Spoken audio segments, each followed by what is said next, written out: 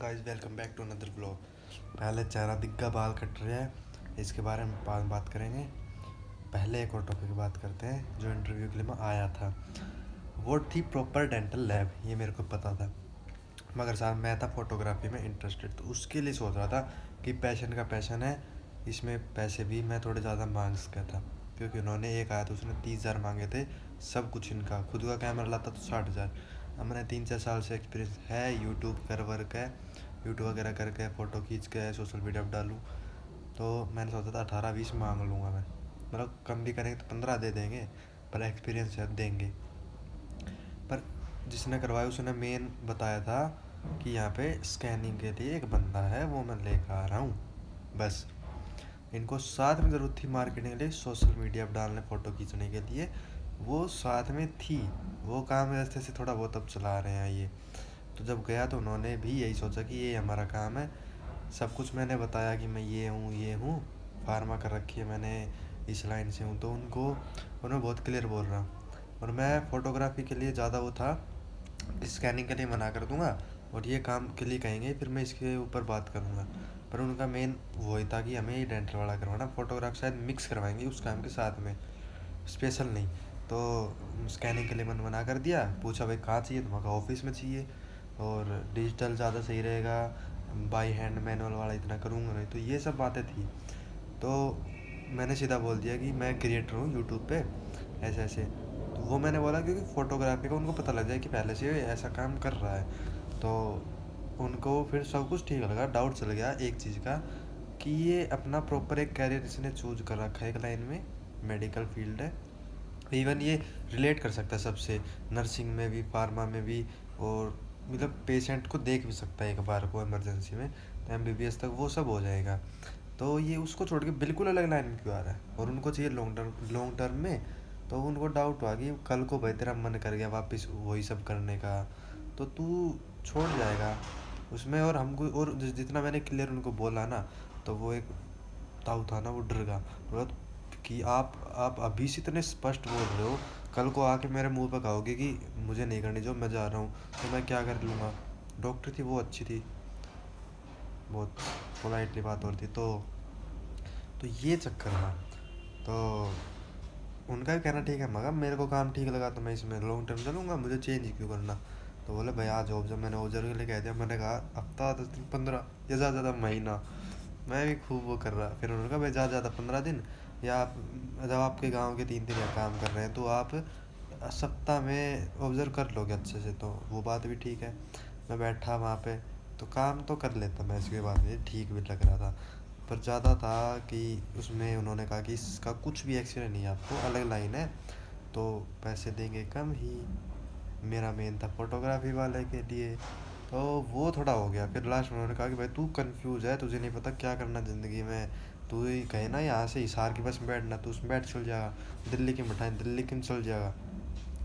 तो भाई अब मैं वहाँ थोड़ी ना कहूँगी, मैं तो ज़्यादा ये सोच के आया स्पेशल। मगर चलो ये भी कर लेंगे भाई, काम तो रहेगा, पर मेरे को करना फोटोग्राफी का, और ये सीख के ये भी कर लूँगा, और तो क्या। बस ये सोचा है मैंने। अब उनको लगा भाई बंदा कंफ्यूज है, इसको पता ही नहीं, बस सुनी सुनाई कर रहा है ये।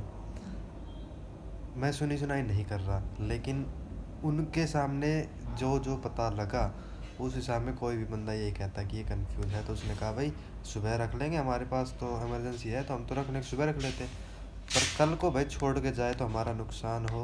और जाने वाले जाते हैं, देखो जो ज्वाइन करते हैं महीने में छोड़ के चले जाते हैं, कुछ नहीं करते। पर उनका इनको डाउट नहीं होता कि भाई कल को छोड़ देगा तो क्या होगा। पर मेरे में डाउट गया कि वो बोला तू पहला बंदा है जिसको, जो इतना पढ़ा लिखा है और जिससे मैं इतने सवाल कर रहा हूँ। तो फैमिली पे बात कर लियो, पूछ लियो भाई घर वाले क्या कहें कि फार्मेसी कराई, अब तू उस लाइन जा रहा है, छोड़ गया मेडिकल स्टोर कर रहे कल को। मैंने कहा अभी नहीं, तो बोला कल को कर सकता है ना, छोड़ के जा सकता है ना। तो ये सब कुछ बातें थी, जिससे फिर घर पे बात करी। तो घर पे भी पापा ने यही कही कि मतलब ग्राउंड लेवल पे सीखेगा उसमें, तो उनको लॉन्ग टर्म चाहिए, सैलरी भी उसमें बढ़ जाएगी 30-40 हज़ार तक 4-5 साल में। तो वो कोई दिक्कत नहीं थी, पर यही था फिर पापा ने बोले कि उसमें तो ना एक्सपीरियंस भी है मेडिकल फार्मेसी वाला, उसी में कंटिन्यू कर ले, वो ज़्यादा ठीक रहेगा। तो हाँ वही, उसी के लिए देख रहे हैं, अप्लाई भी करा। एक मेडिकल स्टोर है गुड़गांव में, तो उनकी तरफ से आया भी है कि भैया मैं ओपन कर रहा हूँ, बंदे की ज़रूरत है इंटरव्यू के लिए, वहाँ जाएँ क्या हो है। बाकी वो डेंटल वाले में सिलेक्टेड था, पैसे कम मिलते बस, पर रहता तो टाइम के साथ बहुत अच्छी जॉब थी, पैसे भी खूब बन जाते। तो वो छोड़ने से अच्छा मान लो 5 साल 10 साल बाद मैं उसको काम करूँ, फिर सोचूँ अपना लाइसेंस दे के खोल लूँ मेडिकल स्टोर, तो वो थोड़ा हो जाएगा ना कि उस लाइन 10 साल करे अब फिर इस लाइन मारा। और रहने को उसमें भी रह सकता हूँ, ये रहने दूँ छोड़ दूँ मान लो फार्मेसी, तो ठीक है इसमें मैंने कुछ सीखा हुआ है, स्टार्टिंग इसकी है, इसके 2-3 साल जैसे मैं आगे बढ़ गया वो जीरो से करूँगा, तो इससे अच्छा इसी को स्टार्ट करें। 3 साल का प्लस भी है इसमें, उसमें जीरो स्टार्ट होगी। तो बस ये बात है। वीडियो ज़्यादा बड़ी होती जा रही है मुझे पता है। बालों कैसे बाल आया गुड़गांव, 2 दिन तो ठीक रहा, किसी ने कुछ कहा नहीं, पापा ने भी सुना, मैंने समझाया कोई दिक्कत नहीं, मम्मी क्या होगी कि मैं तो कटा हूँ, तो साथ में छोटे वाला का भी कर दिया, बहाना ही लिया गया एक तरह से कि इसके बाल कटाऊँगी इसके कटाऊँगी, तो भी कटाना है, मगर हाँ कटा लूँ, ठीक है तो अभी जा ऐसे करके।